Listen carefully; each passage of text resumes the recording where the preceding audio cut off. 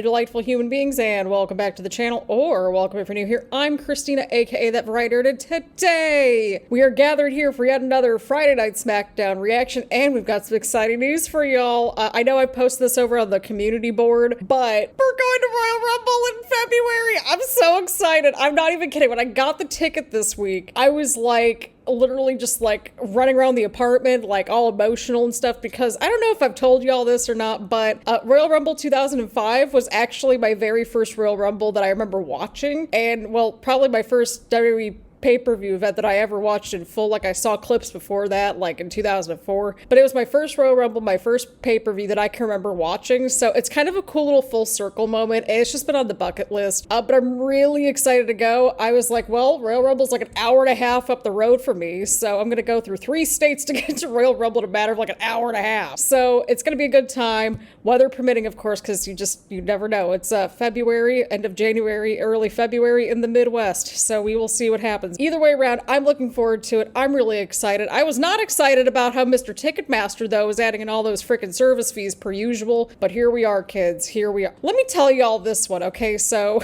my Royal Rumble ticket was about $100, and they tacked on a $30 service fee. I'm not even joking. I'm like, this is like 33% on top of the ticket. Like, what are we doing here? Apologies for the Ticketmaster tangent, but I'm gonna leave that one for the My Chemical Romance ticket people, because, oh! Anyway, we're here to watch our stories. Again, I'm looking forward to Royal Rumble coming up in late January, right on February 1st. It's a weird time to put on a show. I don't know if Smackdown is going to be the night before Royal Rumble in Indianapolis, but if it is, we will secure that ticket too. So, as per usual, grab your snacks, grab your choice of beverage, get comfy and cozy, and let's get to it, people. Okay, so we're kicking off the show with Cody presumably responding to what happened with Kevin and Randy last week, and I'm trying to figure this out. Like, why are we supposed to boo Kevin Owens in this situation? I mean, if anything, he should be taking it out on Cody after Cody decided to team with Roman, after Kevin was going after the Bloodline for 1,000 years. I gotta see what happens between Kevin and Sammy, though, because, oh, buddy. Oh, man. Anyway, this is about Cody for now. All right, we got Nick Aldis making his way out here. See, I can understand people booing Kevin because of the Randy situation, because of Randy's story and how he came back to wrestling and everything after it was like, he might not come back to wrestling, right? But in Cody's case, I understand Kevin's rage towards Cody, because Cody was going after the Bloodline of Roman for some time, and then Cody teamed up with Roman. But this is a good moment. Oh boy, until they figure out what's going on, they can't have Kevin in the building, but I don't think that stopped that man from just like going after people on social media or otherwise, right? I mean, this whole thing kind of started in the parking lot after, what was that, Bad Blood, right? What? How do we know Kevin Owens what? How do we know that Kevin drives a Lamborghini? Oh, I know where you were going with that, Cody. I know where you were going with that. Right, that's what I'm saying, Nick Aldis. It's not about money. Kevin's ticked off at you, Cody, because you teamed with Roman Reigns. Lay down the law, Nick Aldis. We're proud of you too, Cody. Although I don't know whose side I'm supposed to be on in this whole situation. I get the feeling that, like, Randy could very well be the person that takes the title off of Cody at some point. I could be wrong. I don't know if we need another home invasion this year. I don't think we need that. I mean, to be fair, we had a fight in the parking lot that kind of kickstarted all this, really. We believe in Nick Aldis. We know that he's going to do a good job. I get the vibe that, like, Kevin's kind of like an in-the-middle kind of character, right? Because it's like, we're very sympathetic with Randy, but we can kind of justify why he's mad at Cody, right? So I'm kind of like, okay, I can kind of get this, and Randy did kind of understand where Cody was coming from and why he needed a team with Roman. But I don't know, I am really genuinely sympathizing with Kevin Owens sort of in this situation when it comes to Cody. When it comes to the Randy attack, that was not cool. That was not okay. I mean, it was cool in execution, but like not cool, right? Just, does that make sense? I hope I make sense there. But you know what is cool, though? We're coming up next. We've got our first little qualifying match in the tournament to crown the first ever Women's United States Champion. So, opening segment, Cody and Nick Aldis, absolutely personal stuff. Loved how they brought up their history together, and loved how they sort of brought up, again, like how Nick Aldis used to be a wrestler and all that, and is still a wrestler, you know, that sort of vibe. But I quite enjoyed it. Nick Aldis is just crushing it in his role. Cody is just, you know, wanting to get down to business. I think everything worked out pretty good. Great opening segment, good way to kick off the show. So we're gonna give all this a big ol' thumbs up. Alrighty, people, here we go. I'm so excited for this Women's United States Championship. Although I wish it would be the Intercontinental Championship instead, but it is what it is. We have a women's mid-card title officially here. Oh, I'm so excited. There is a little, like, tournament for it. There is a bracket for the tournament, which is delightful. Okay, so first round of matches, there are 4 triple threat matches, all SmackDown women. And then the winners of those triple threat matches will compete in the second round in one-on-one matches, and then the finals take place at Saturday night's main event. I totally did not read that from X. I wanted to make sure I had it right. But hey, we have B-Fab in a match, looking great. I like the music. I would be totally fine with whoever wins this match, to be honest. Oh, nice double clothesline right there from B-Fab. Oh god, we're going to commercial. Are you kidding me? Seriously?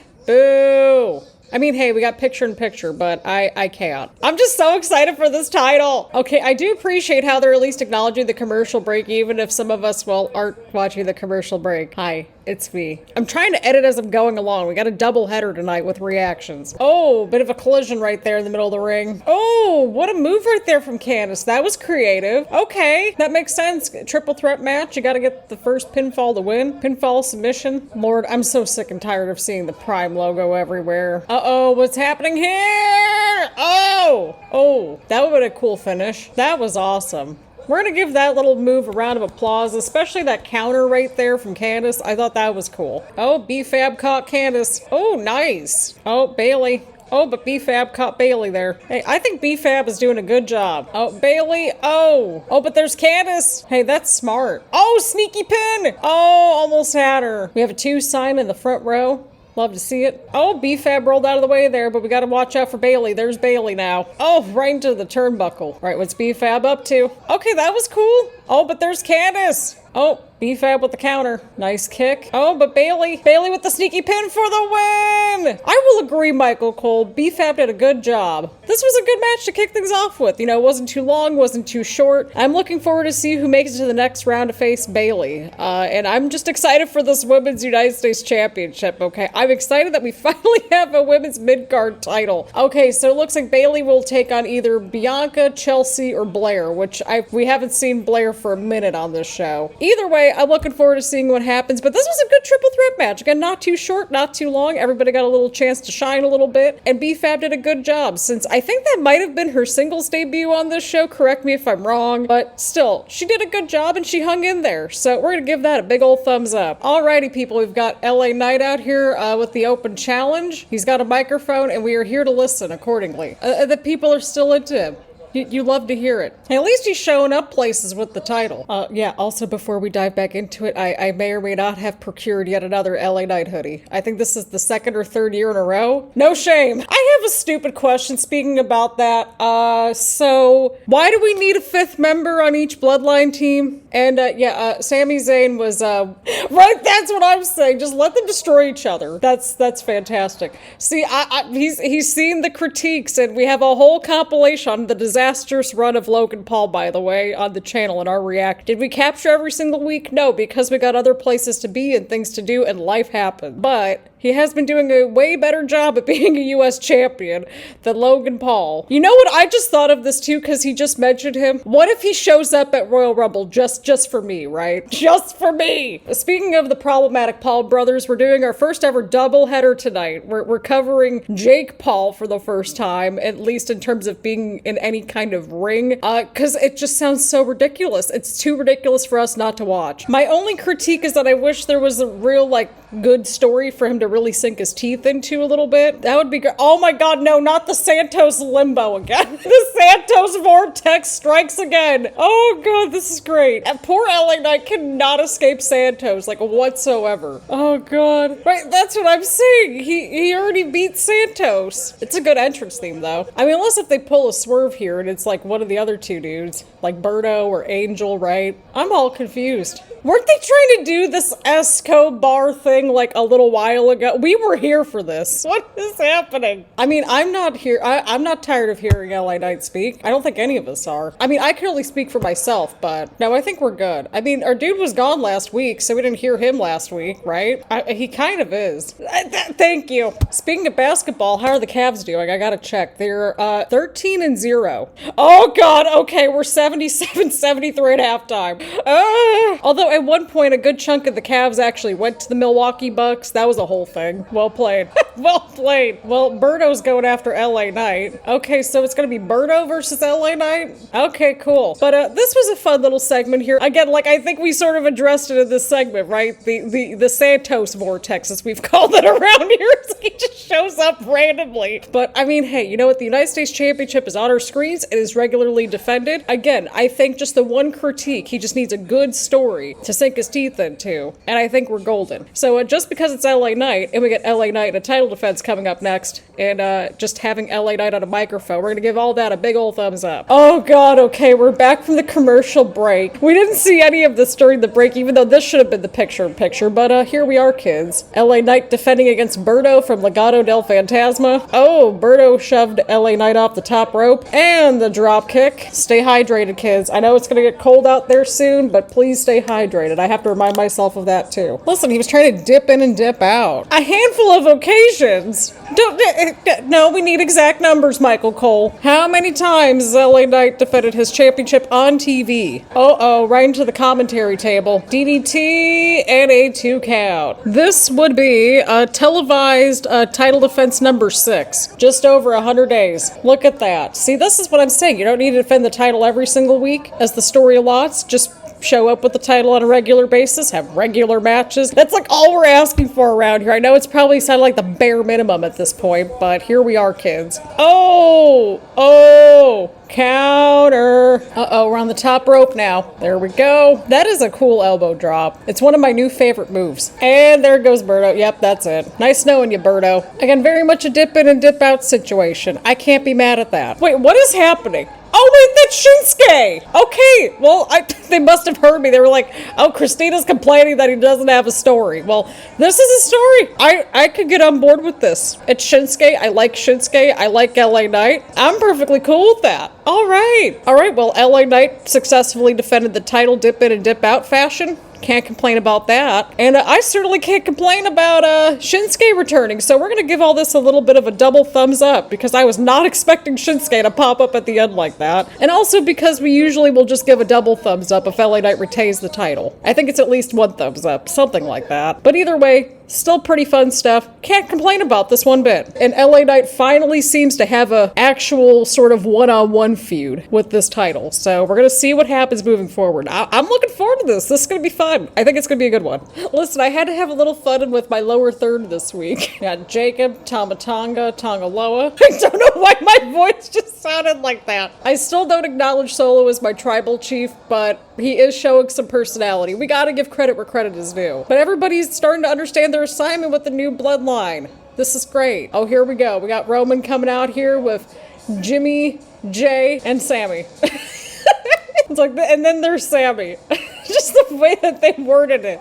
Do we need a 5v5 for this whole story, though? Like, here's what I would do. I would just do 4v4 and maybe have a couple of surprises in the middle of the match. That's what I would do. Or at least, you know, before or after. Ideally during or after the match. Keep things a little interesting. I'm just saying. I mean, I could see wanting to align with the Bloodline, but at the same time, like they kind of mentioned in the segment before this, the Bloodline has kind of went after everybody at some point. Here we go! Bloodline versus Bloodline. True Bloodline shenanigans right here, people. There goes Jay flying over the top rope. I mean, at least the Bloodline versus Bloodline match in concept makes sense to me.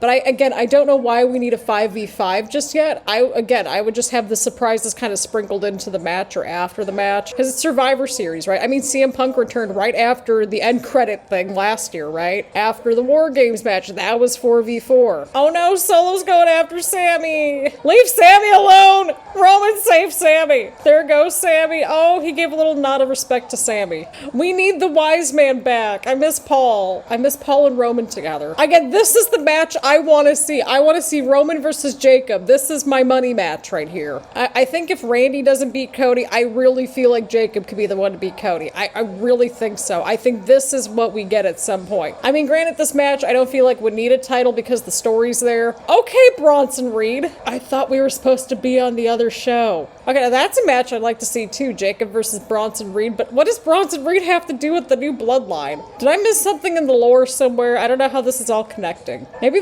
I'm sure they'll explain it, right? Because we still got a couple of weeks left to go until Survivor Series, and then of course Bronson Reed's over on Monday Night Raw, so who knows? But Bronson's in a feud with Seth though, and I mean, Seth and Roman have all that history together and everything, but like, that was kind of that turning point when Roman lost the title, was because Roman got revenge on Seth from all those years ago, right? So I mean, like, I know that they have the history together, but I don't know how I feel about the 5v5 situation. Unless if they were going to add more people to the Bloodline, I couldn't see it. Oh, there goes Roman. Watch out for Tama Tonga. There's Tama Tonga. Again, he's the right-hand man. He understands his assignment. This is crazy. I mean, hey, this is quite a good spotlight, though, for Bronson Reed, because he has been crushing it lately on Monday Night Raw. And I mean, I can kind of see it. Like, I can see the vision now that we're seeing, you know, everybody all together and everything.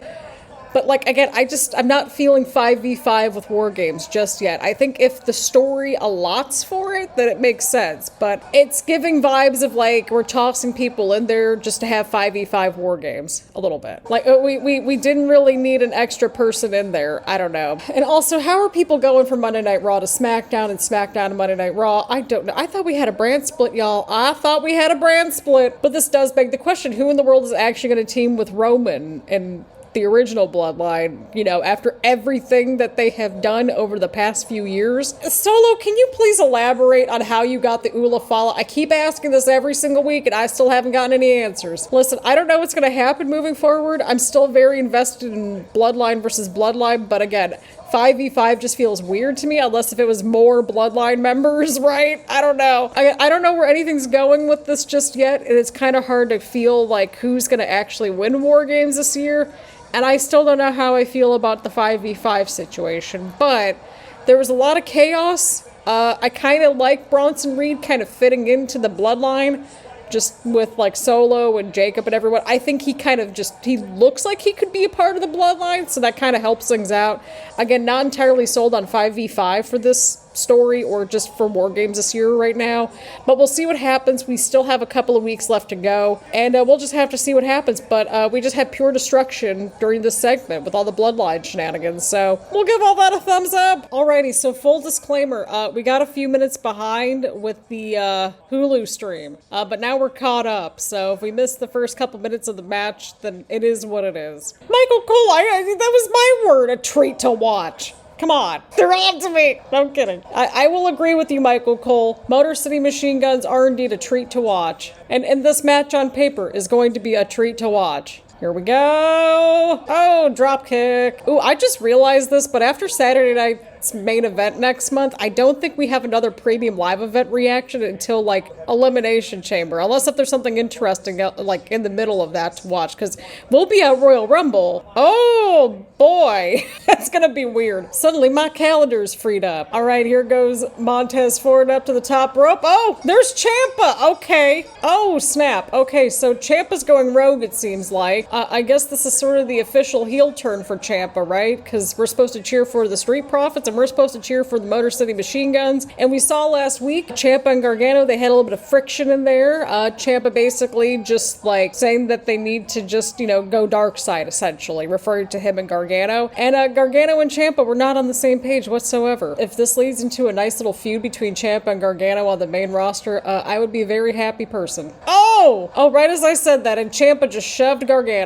Listen, if we're getting heel Ciampa over here, I'm automatically going to give that a big old thumbs up because it's heel Ciampa. Ciampa wants the title. Gargano's like, oh my god, what is happening here? Can't blame Gargano for that. Can we get a rematch here? You gotta feel for the Street Profits a little bit because it seems like every time that they get a tag team title shot, it's like something happens. Oh, now we got the Street Profits turning heel, seemingly enough. This could get interesting. I'm very interested. We're getting lots of little surprises and twists and turns this week. Alrighty, well, again, all of this little twists and turns, not so much about the match itself, but about the moments, especially at the end there. Again, Ciampa basically turned heel. Street Profits got fed up, presumably going dark side as well. Lots of dark side going on here. I mean, listen, they need dark side people at this point. We need heels on this roster, right? So I'm perfectly fine with all this. We're gonna give this, again, big ol' thumbs up, especially for heel Ciampa, but I'm interested to see what's gonna happen with the Street Profits moving forward. I want to see, you know, how B-Fab interacts with them sort of moving forward too, right? We're gonna see if she turns dark side or not. We're gonna see what happens. Overall, I'm very interested. Getting lots of little twists and turns this week. Alrighty, people, we got the women in the main event. We got the women's title on the line. Tiffany's at ringside with Nia with the Money in the Bank briefcase. We got to keep that in mind. That's still floating around in the universe. Nia is defending the title against Naomi, and I love how the women are getting the main event tonight. I really do. But we have some thoughts about this War Games match coming up.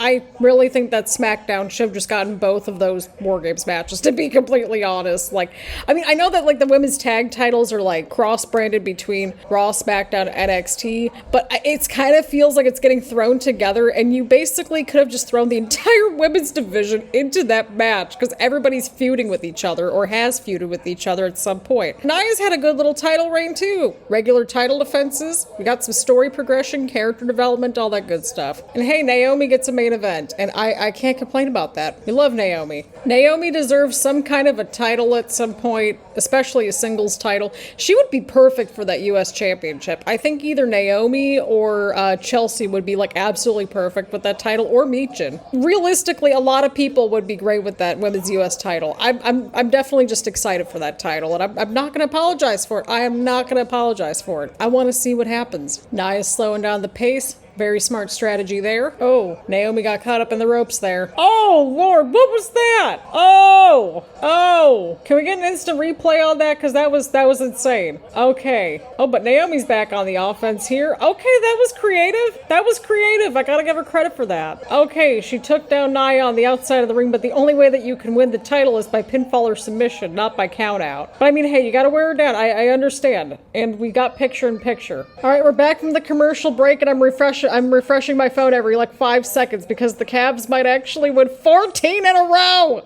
I'm so proud. Anyway, we're back to the title match. Nia Jax and Naomi are back inside the middle of the ring. Nia with the single leg crab right in the center of the ring as well. Oh, that was cool. That was cool from Naomi right there. 14-0. Sorry, everybody. My Cleveland Cavaliers are 14-0 at the start of the season. This is amazing. Okay, we need to settle back down.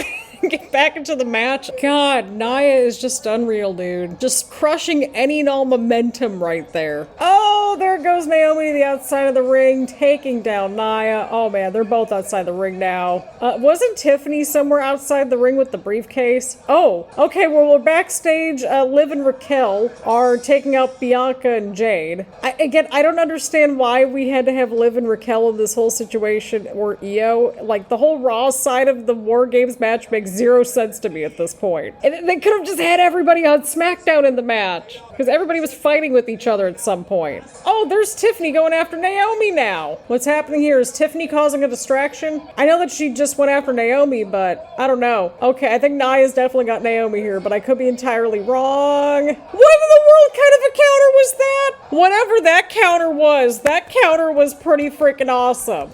That was an awesome counter. I agree, Corey Graves. That was nuts. That was crazy. Okay, it looks like Bayley's going after Tiffany. That makes sense. They couldn't have just put all the women on the SmackDown side of things in a War Games match, because at least that would have made sense to me. God, this has been crazy. I love all the drama. I love it all. Oh, I thought that was it. I legit thought that was it for a second, people. I thought that was it. I think all the fans did too. Naomi, you deserve a singles title at some point. Just, that would be great. That's all I want right now. I just want Naomi to have a title. Oh, there's Candice now. Oh, man. Well, I think this is how, yep, Nia's gonna win this thing. Yeah, that's it. Naomi's done. That would have been enough to put away Naomi right there, to be completely honest, but yeah, that would do it. All right, well, Nia retained the title, but this was a good main event. Everybody delivered. We had so much drama happening backstage at ringside, all kind of leading up, and building with the War Games match. Again, I feel like the women's division on SmackDown probably just should have gotten the entire War Games match, because it would just make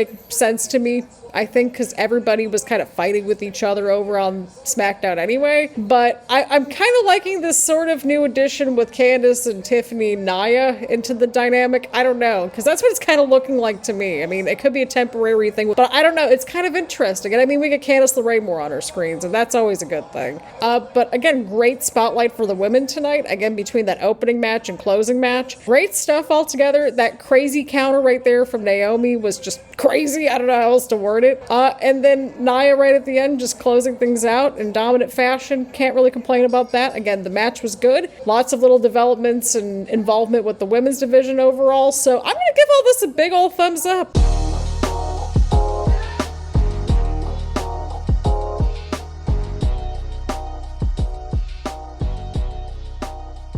Alrighty, people, we closed out with the Bloodline. Roman was trying to call Paul and it was disconnected. I can't handle this, y'all. I can't handle this. But overall, I'm going to give this week's episode a big old thumbs up because we had lots of little twists and turns along the way. Shinsuke returning. I'm really excited to see where this tournament's going to go with the Women's U.S. Championship. Again, that triple threat match was a lot of fun. Again, B-Fab did a really great job and the fans were really into it. Candice and Bayley, they're always just going to deliver. And yeah, it was just a fun opening match. We had, of course, the fun little interactions throughout the show as well with the Bloodline. The Bronson Reed thing was a bit of a twist, and I can kind of see him fitting into the new Bloodline just in general. And I don't know. I think it's a good fit. Again, I don't like the 5v5 situation for War Games this year on either side, just given the story and everything. I could get behind the women's one just a little bit more.